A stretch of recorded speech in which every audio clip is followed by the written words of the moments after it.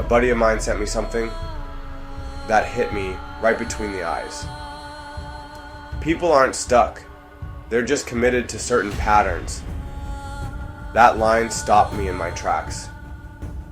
Because if you're like most men, you've had those moments. Sitting in your truck, staring out the windshield, asking yourself, how did I get here? Why do I feel stuck? Why does every day feel the same? Let me tell you something real. Most of your thoughts today are the same ones you had yesterday.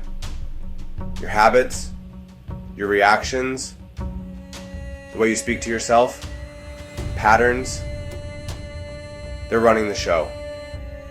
Ever driven to work and realize you don't even remember the drive? That's how deep this goes. That's autopilot.